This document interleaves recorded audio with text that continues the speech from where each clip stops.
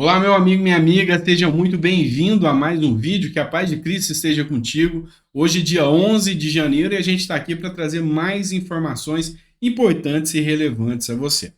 Peço a você que você não é inscrito no canal, fortalece o canal, bora crescer canais que lutam pela liberdade de expressão, liberdade de poder discutir a política de forma séria e sem devaneio, sem querer fazer sensacionalismo, nem nada no sentido. Então seja muito bem-vindo, é um prazer ter você aqui. Vamos lá, pessoal. Muito se fala, principalmente no espectro bolsonarista, sobre a questão dos traidores, aqueles que traíram Bolsonaro. E é sobre isso que eu vou falar com vocês um tema aqui importante. O Estado de Minas Gerais, créditos da matéria, publicou o seguinte: Ciro Nogueira contraria bolsonaristas e é a favor da intervenção no Distrito Federal. Vamos lá. O ex-ministro da Casa Civil do ex-presidente Bolsonaro, Ciro Nogueira, votou nesta terça-feira a favor do decreto do presidente Luiz Inácio Lula da Silva, que impôs a intervenção federal na área de segurança do Distrito Federal. O decreto foi assinado por Lula depois da invasão terrorista, comandada por bolsonaristas do Congresso Nacional, Palácio do Planalto e Supremo Tribunal Federal. Vamos entender uma coisa aqui que eu já estou alertando vocês há tempos. Se tinha uma coisa que os atos de domingo causariam, era o afastamento de pessoas da base do Bolsonaro e da direita e o alinhamento destes para com Lula. Porque ninguém quer estar associado ao que a imprensa vem divulgando de atos terroristas, a depredação e a esses atos que realmente vão marcar a direita por muito tempo. É certo que tem aí muitos vídeos circulando informando que houveram sim infiltrados, mas é lógico que também teve pessoas que se dizem de direita. Hoje mesmo uma moça foi presa que participou dos atos e a gente sabe que teve muita gente que perdeu o rumo e quis fazer essa baderna. E um resultado seria esse: o afastamento de pessoas conservadoras de direita do eixo bolsonarista e o alinhamento desses para com Lula. E o reflexo a gente vê aqui. Mas a coisa não para por aí não. Nós vamos falar um pouco mais sobre tudo isso que está acontecendo. Hoje, em nota, logo de manhã, o André Janones postou um vídeo falando que teriam mais atos, que ocorreriam novamente os atos, tá?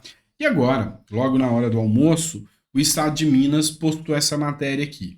O governo federal acionou novamente o STF por novas ameaças terroristas, o que foi informado aqui, tá? Mega manifestação nacional pela retomada do poder está prevista para essa quarta-feira, dia 11 do 1, no mesmo local dos últimos ataques terroristas. Ou seja, segundo eles, teria uma nova leva de ataques em Brasília que estava marcado para hoje.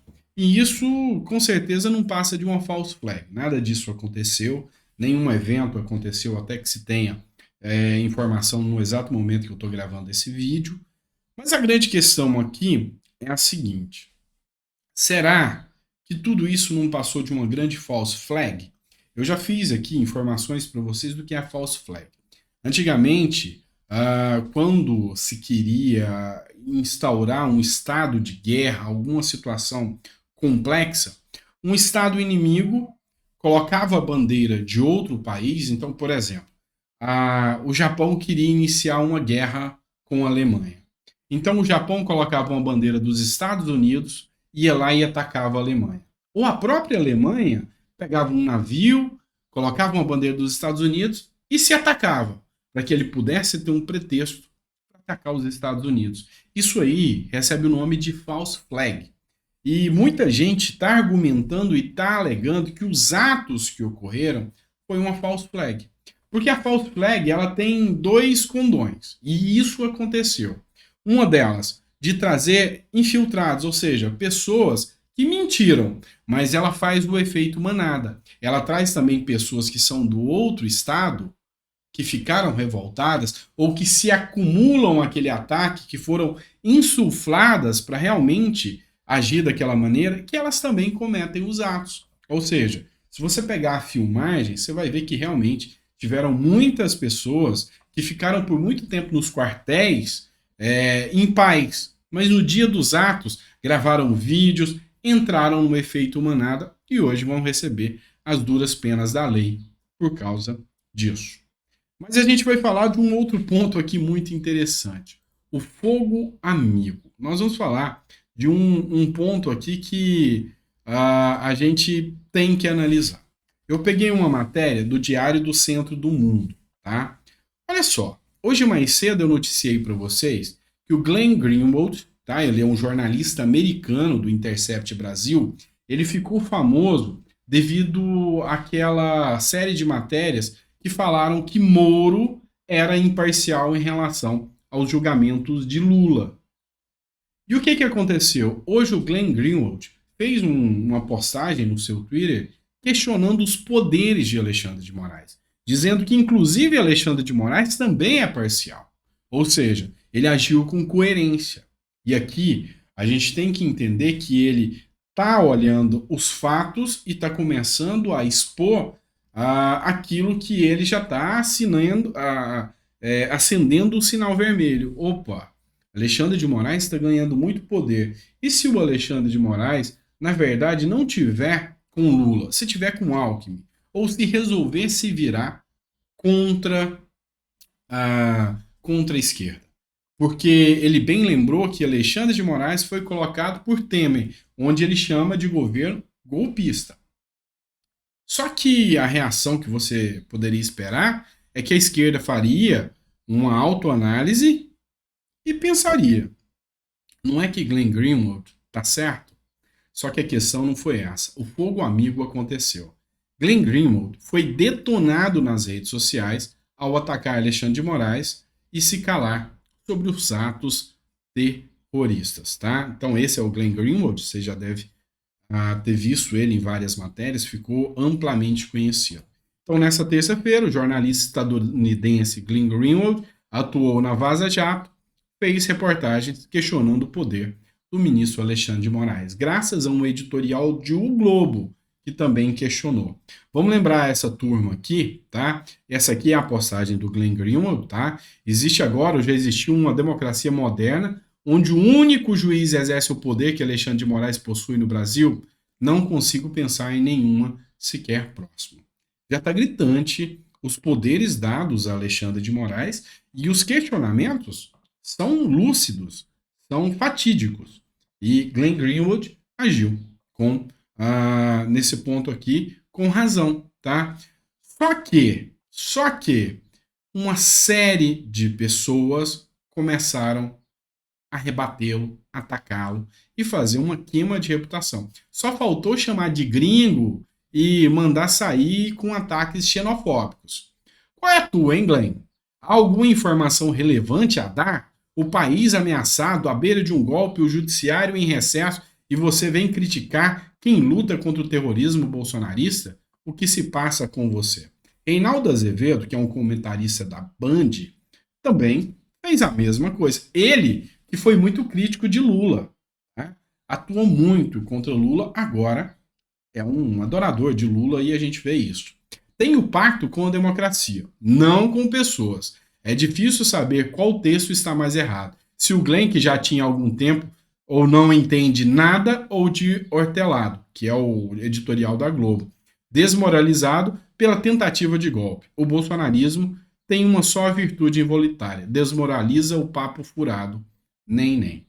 Ou seja, Jones Manuel também colocou aqui, falando que Glenn já não entende mais nada, tomou o lado errado. Ou seja, olha só o quanto de postagens do pessoal da esquerda só criticando. A Nira, também não conheço, mas postou aqui, ó.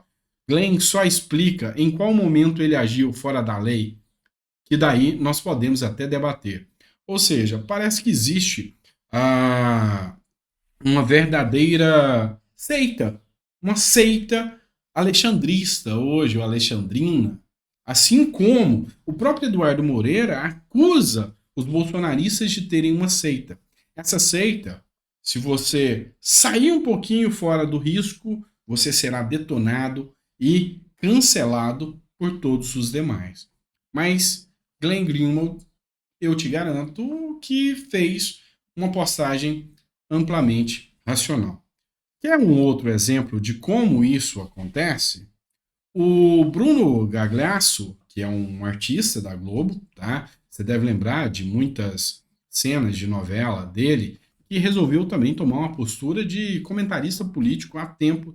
Ele, que é amplamente defensor do governo Lula e PT, fez várias críticas ao editorial da sua própria emissora, da Globo, porque a Globo pegou leve contra os atos golpistas dos bolsonaristas. Gente, o que eu quero fazer de análise com vocês? Tanto a direita quanto a esquerda. Quando eu citei o Ciro Nogueira e agora quando eu cito esses ataques ao Glenn Greenwald. Será que aceita o amor a um determinado político não está começando a tirar a razão do povo brasileiro e criou-se uma divisão e uma linha a se seguir? Qualquer um que sair dessa linha não está mais apto a fazer parte da sociedade A ou B que o Brasil constituiu agora. Então, assim, a gente tem que ter muita cautela e muito cuidado para não ser lobotomizado por seitas políticas que existem no Brasil. O pensamento crítico, analítico, deve ser fortalecido a todo tempo. E uma das formas disso acontecer é, às vezes, pensar fora da caixinha um pouco. Eu, por exemplo, às vezes sou criticado aqui porque eu faço análise de matéria de sites de esquerda, como, por exemplo, o Diário do Centro do Mundo, que eu trouxe essa matéria do Glenn Greenwald para vocês. Mas se você só olha de um lado, você não consegue ver o caminho como um todo. Esse é o grande erro. Vamos analisar um pouco mais para buscar o que é certo para o nosso Brasil e eu garanto a vocês uma coisa: tem muita coisa errada que precisa ser solucionada. Tá bom? Se você ficou até o final do vídeo, coloca aí o seu comentário se gostou ou não das análises que nós fizemos aqui para você. Um abraço e até o próximo vídeo.